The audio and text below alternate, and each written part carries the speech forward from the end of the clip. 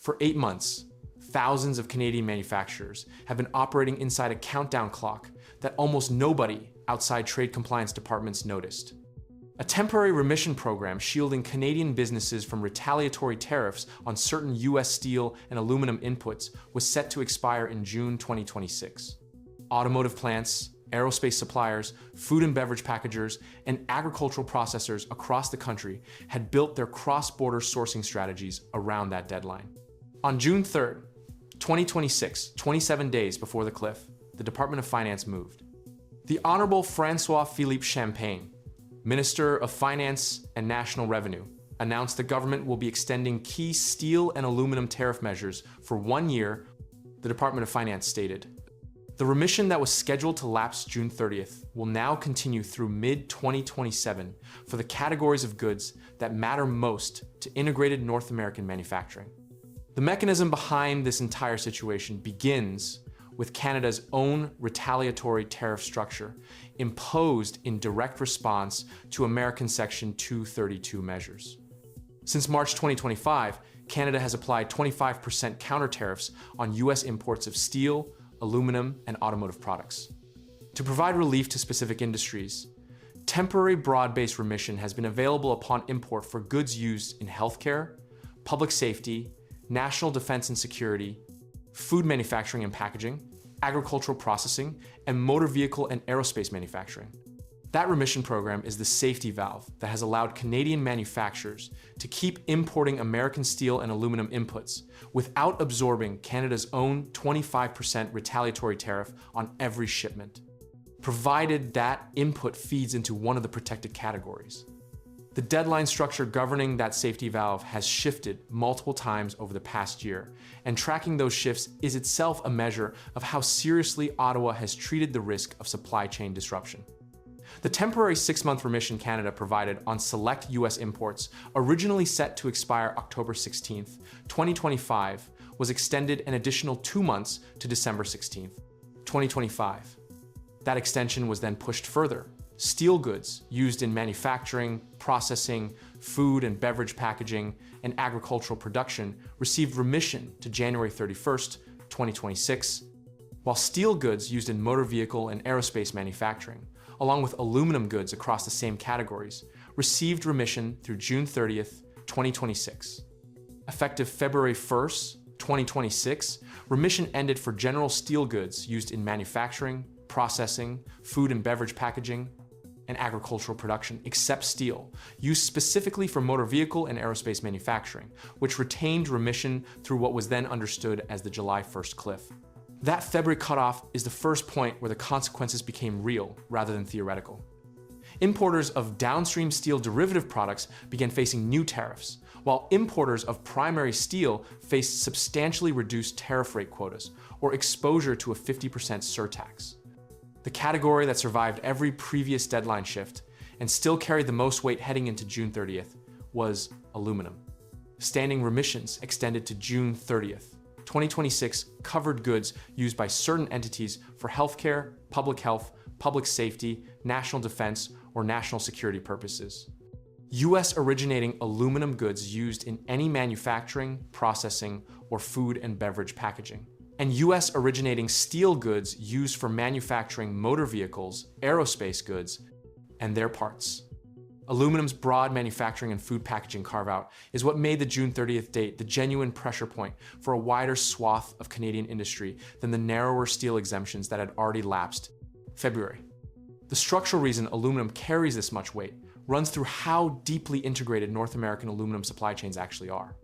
A single aluminum component can cross the Canada-US border multiple times before it becomes a finished product, raw or semi-processed aluminum entering Canada from American smelters, being formed into components at a Canadian facility, crossing back into the United States for assembly into a vehicle or aircraft part, and potentially crossing again before final sale.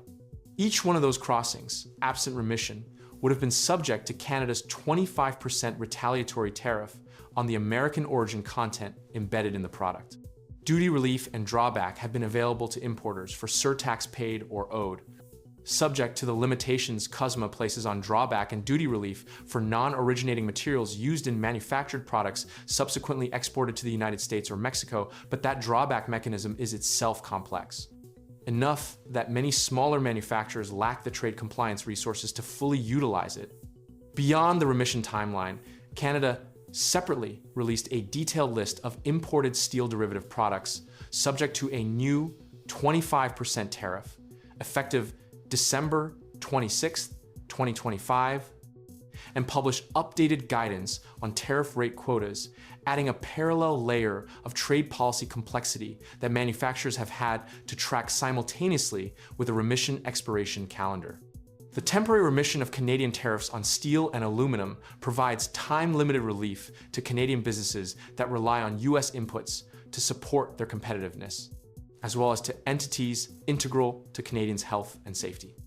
Steel and aluminum goods eligible for continued horizontal tariff relief include those used in auto and aerospace manufacturing and for public health, healthcare, public safety, and national security purposes. U.S. aluminum goods used in manufacturing, processing, food and beverage packaging, and agricultural production are also eligible for extended tariff relief.